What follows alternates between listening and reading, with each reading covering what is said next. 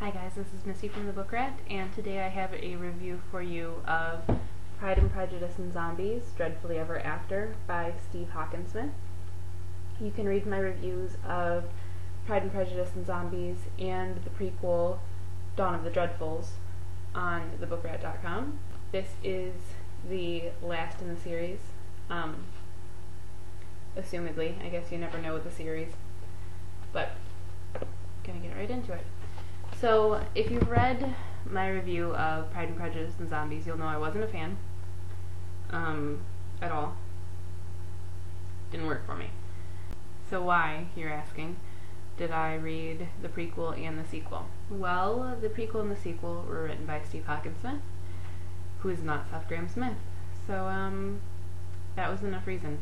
When I read Dawn of the Dreadfuls, I liked it. I thought that Steve did a really good job of melding the two worlds, the zombie campy parody book and the Regency Jane Austen classic. I think he does it even better in this one. So those two books are definitely worth reading. If you do want to read Pride and Prejudice and Zombies, I would recommend just reading the graphic novel and then reading the prequel and the sequel instead, because they're both definitely worth it. So, getting right into this one, and this isn't really giving anything away because it is part of the description of the book.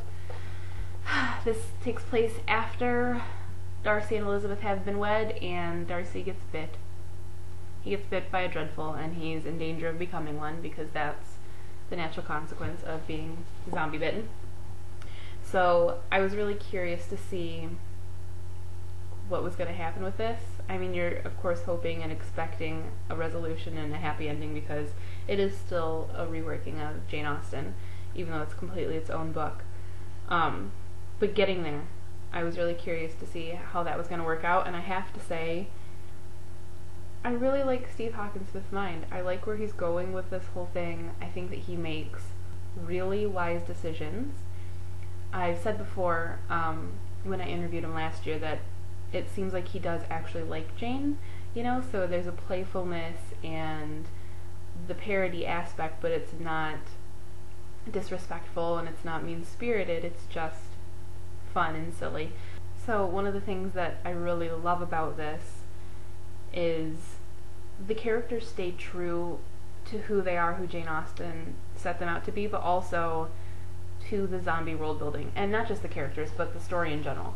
So there are things that happen, of course, that are so ridiculous in the context of like a Regency historical novel, but following the world building with the zombies and ninjas and whatnot, it makes sense. So there's a quote from Mary Wollstonecraft, and it talks about being a Shaolin warrior.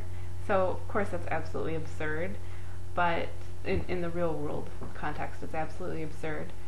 But for the book, it makes perfect sense. And so there are all these little touches pulling in real-world experiences and also the core of the characters that Jane Austen created that make absolute perfect sense.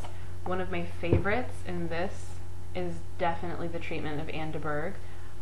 When I started kind of figuring out what was going on with Anne, it made perfect sense. If you think back to Pride and Prejudice, and if you're familiar with the story, the way she becomes the character that she becomes made perfect sense, and I really have to applaud Steve Hawkinsmith for that. It was a really good choice.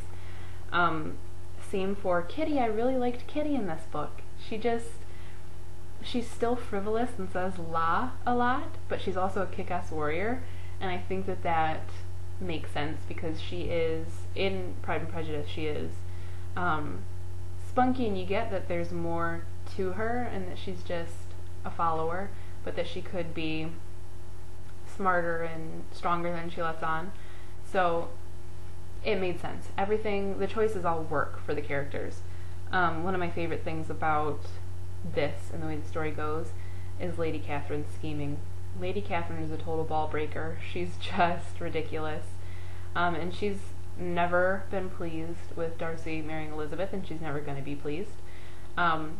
So you can see her seizing any opportunity she can to throw a wrench in the works, and him being zombie bitten, perfect opportunity. And I really liked how that thread went. Basically, Darcy and Elizabeth get split up because Darcy is recuperating and trying not to turn into a zombie at Rosings, and Elizabeth is off trying to find a cure, leaving Darcy completely in Lady Catherine's hands, which is just asking for it, but she had no choice. So how this all works together in the resolution, and the new characters that are introduced, and the idea of an antidote that is being kept secret and that's necessary, you know, to save one of the greatest love stories of all time, it just works. It just made me giggle. Speaking of that, there are a lot of silly little things that made me giggle that are just good on the parody level that have nothing to do with Pride and Prejudice. So there's a part where these two unnamed characters, just these two biddies, are complaining that Dreadfuls took over a restaurant, and it was called La Langoustine Rouge, which is the Red Lobster.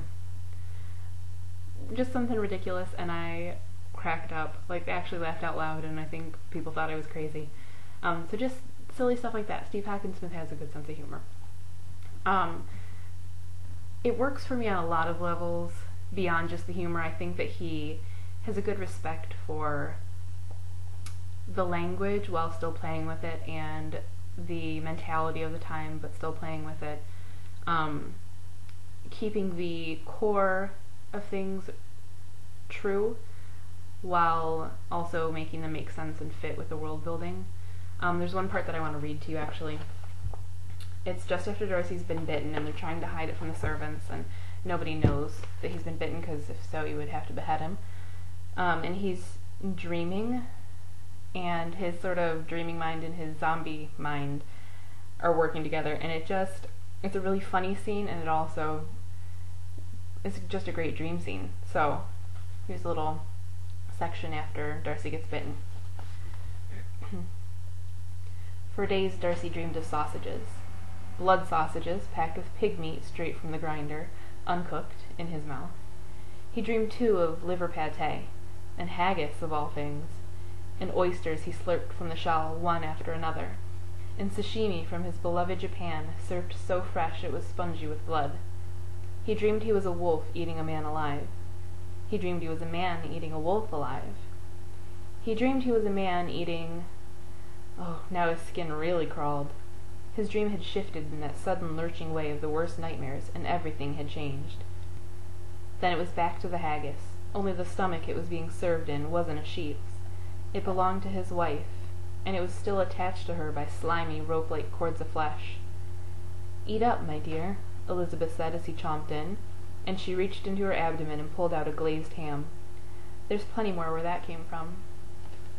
So just ridiculous, and that weird way that dreams are uncannily real but also absolutely insane, and especially in the situation, I thought that was a good representative of the book and the tone and just the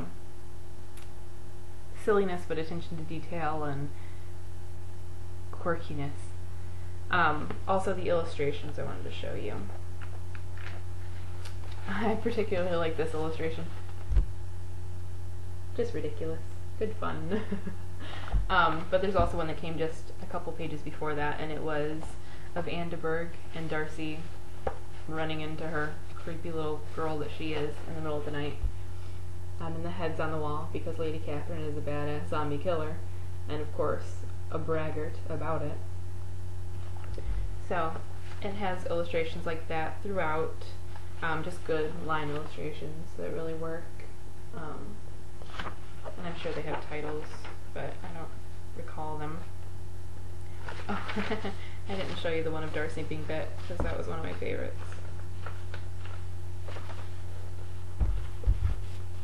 Darcy, bitten by a dreadful. So all in all, I think this actually might be my favorite. It's great because it's past the wedding, so Steve's not having to write toward a foregone conclusion, and so this is completely his own story using the characters and the past stories as the basis. And so you get more that there's freedom in it and there's life that he's injecting into this, no pun intended, and just but these are definitely worth picking up. You can enter to win a full set over at thebookrat.com. They're good fun. This one was good fun, so definitely worth the read. So that was Pride and Prejudice and Zombies, Dreadfully Ever After by Steve Hawkinsmith.